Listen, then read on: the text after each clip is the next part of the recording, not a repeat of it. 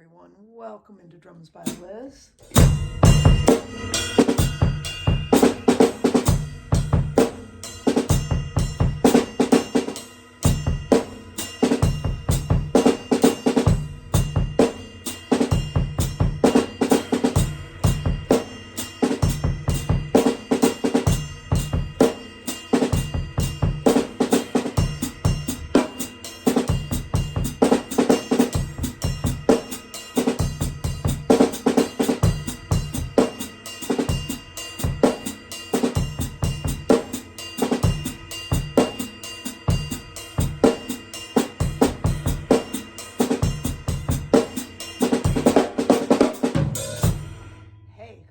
We are playing around with hi-hat notes, okay, and different hi-hat textures that we want to play with.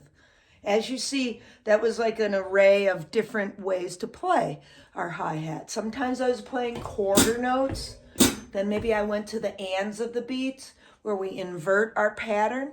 Okay, whenever we play the hi-hat, we're going to learn how to set a pattern and forget it, okay?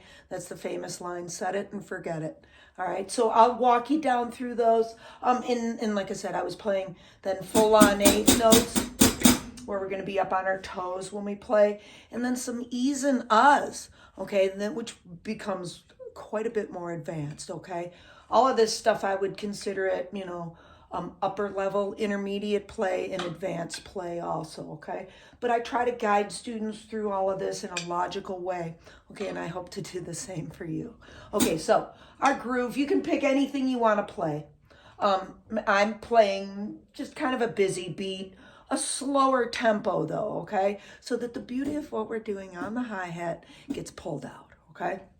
So we don't want to, go too fast and then we don't appreciate what we do over there, okay? So quarter notes, and why don't I just go with a super straight beat right now, okay? For learning purposes, all right? So we're going to work a beat that is just 1, 2, 3,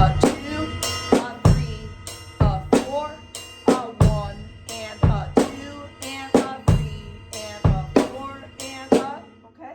And then we're going to work different textures here. So quarter notes now.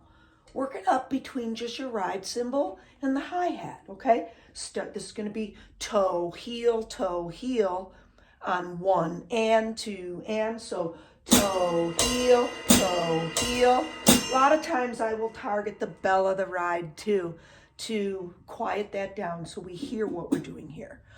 We could throw a jingle ring on too, okay? And that would pull out those notes even more for us, okay? So quarter notes, 1 and 2 and 3 and 4 and 1, 2, 3 and 4 and 1.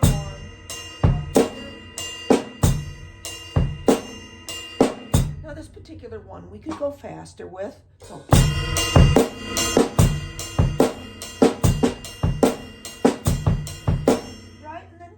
little variations between the snare and the bass, right? Build up your coordination. Can I do all of that? Does that throw that pattern off, okay? Because like I said, you want to get to the point where you set it and forget it, okay? We don't want to have to think about that at all. Okay, so now we did quarter notes. Let's invert the pattern. So now we're going to be heel, toe, right? Just a little inversion. To me, this beautifies things a lot, okay?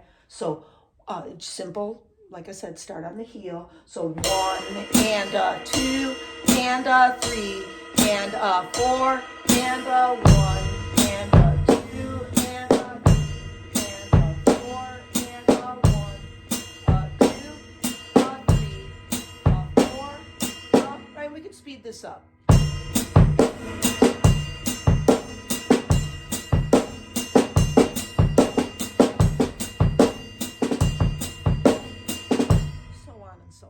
Right? Okay, so we've got quarter notes and we've got the ands of the beats, okay? To me, like I said, the ands I sometimes like better than those quarter notes, okay? It beautifies, it comes out in between those notes, and many times it can add a very nice texture to what we play, okay? Now full on eighth notes. When you're gonna do that, pull back on your pedal a little bit, meaning you're not gonna have your toes way up to the stop point.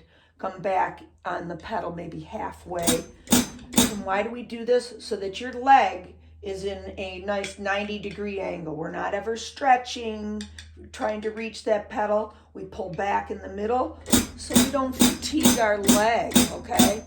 And many students, when they first play that, they get super fatigued at it, okay? It's like anything. We go to the gym on the drum set, right? You know, you have to build yourself up physically, right? And you know what? That's a great thing. You know, as you get older, you know, it's something that I can do and kind of, you know, keep my body going, okay? Okay, so 8 notes. 1 and 2 and...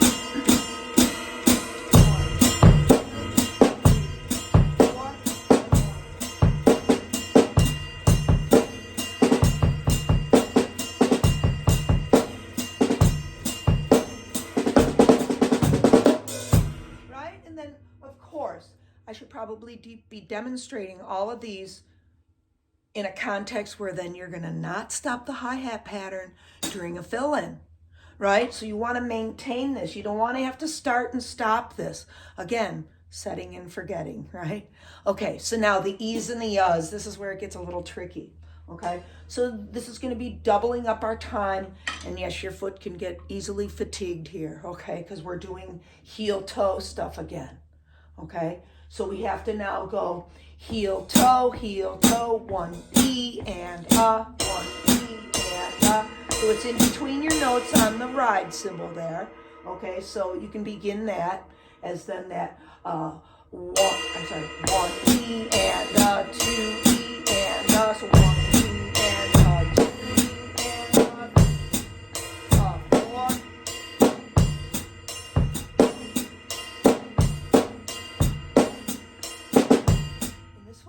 Feels and sounds better when we can work it up a little quicker, okay? That felt like a little awkward to me there, okay? So get your E's and U's going again. So 1, E, and 2. Bring up the tempo a little bit. See what your foot can handle off the bat, okay? Don't want you to get super fatigued. But the whole time, heel-toe, heel-toe, heel-toe, heel-toe.